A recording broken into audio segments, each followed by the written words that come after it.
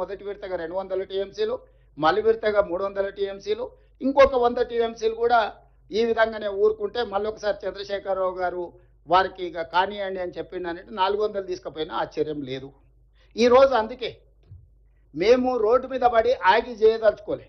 ఎందుకంటే మేము బాధ్యతతో ఉన్నాం, బాధ్యతతో కూడుకున్న విధానాలని ఆచరించాలనుకున్నాం. అందుకే ఈ ప్రాజెక్టు ప్రతిపాదన జరిగిన ఎంబడే చంద్రబాబు నాయుడు గారు అక్కడి శాసనసభలో మాట్లాడిన ఎంబడే నేను ఉత్తమ్ కుమార్ రెడ్డి గారు వెళ్ళి స్పష్టంగా గోదావరి రివర్ మేనేజ్మెంట్ బోర్డుకి మేమే సొంతంగా వెళ్ళి ఫిర్యాదు చేసినాం.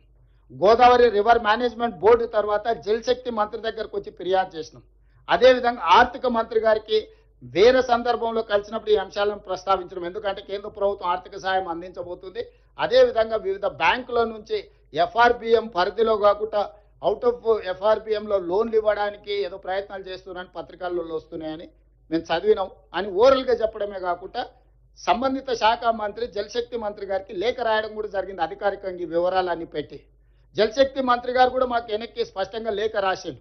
ఇంతవరకు వాళ్ళు మాకు ప్రాజెక్టు రిపోర్టే ఇవ్వలేదు, ప్రాజెక్టు రిపోర్టు మీ అభ్యంతరాలను పరిగణలోకి తీసుకోకుండా అనుమతి ఇచ్చే సమస్యనే లేదు, ఏ రకంగా కూడా ఇంతవరకు మా దృష్టిలో లేదు, మేము ఖచ్చితంగా చర్యలు తీసుకుంటాం. సిఆర్ పాటిల్ గారు మళ్ళీ ఉత్తమ్ కుమార్ రెడ్డి గారికి లేఖ రాయడం జరిగింది. ఈరోజు ప్రభుత్వం ఎక్కడే నిర్లక్ష్యం వహించలేదు. ప్రభుత్వము రాజ్యాంగబద్ధ సంస్థలు కేంద్ర ప్రభుత్వానికి అన్ని రకాలుగా ఫిర్యాదులు చేయడం, అధికారికంగా లేఖలు చేయడం, కలవడము, పోవడము, రావడము, అన్ని విషయాలను క్షుణ్ణంగా బాధ్యతాయుతంగా మేము ముందుకు తీసుకువెళ్తున్నాము. ఉన్న పలంగా హరీష్ రావు గారు బయటకు వచ్చేసి మొత్తం తెలంగాణకు అన్యాయం జరిగిపోతుంది, మొత్తం నీళ్ళన్నీ తరలించుకుపోతున్నాడు చంద్రబాబు నాయుడు, రేవంత్ రెడ్డి మౌనంగా ఉన్నాడు, ఉత్తమ్ కుమార్ రెడ్డి గారు ఉత్తగానే కూర్చున్నాడు అని బకెట్లో బురద తీసుకొని చల్లుకుంటే వెళ్తున్నాడు. అయ్యా, ఈ పాపానికి పునాది వేసింది మీ మామగారు. ఆ రోజు నువ్వు మంత్రి, నువ్వే ఆ సమావేశంలో ఉన్నావు. అయితే గీతే ఎవరినైనా శిక్షించాలంటే చంద్రశేఖరరావు గారిని, హరీష్ రావు గారిని శిక్షించాలి.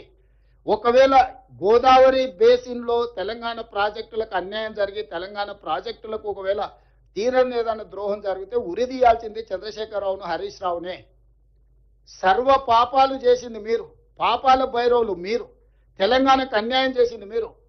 కాంట్రాక్టర్లు ఇచ్చే కమిషన్లకు మీ ఇద్దరి కలయికనే ఒక కాంట్రాక్టర్ పెట్టిన సమావేశం. ఆ కాంట్రాక్టర్ పెట్టిన సమావేశంలో మీరిద్దరు, ఆయన సూత్రధారి అయితే కాంట్రాక్టర్, మీరిద్దరు పాత్రధారులుగా కూర్చొని కమిషన్లకు కక్కుర్తిపడి 400 టీఎంసీలు గోదావరిలో వరద జలాలు ఉన్నాయి, రాయలసీమకు పెన్నా ప్రాంతానికి తరలిస్తామని అన్ని కుట్రలు చేసి ఈరోజు మీ చేతిలో లేకుండా పోయిందని చెప్పి ఆ బుర్తంతా తీసుకొచ్చి మాకు అంటించాలనే ప్రయత్నం చేయడం ఇది భావ్యమా? అందుకే ఈరోజు స్పష్టంగా తెలంగాణ ప్రజలకు నేను చెప్పదలుచుకున్నాను, వీళ్ళు ఏ రోజు కూడా తెలంగాణ ప్రయోజనాల కోసం కృషి చేయలేదు. ఈరోజు కృష్ణా బేసిన్లో ఉమ్మడి రాష్ట్రంలో ప్రారంభించిన ఏ ఒక్క ప్రాజెక్ట్ అయినా మనకు ప్రధానమైన ఆధారము Krishna basin, Godavari basin. Krishna basin మీదకి వద్దాం.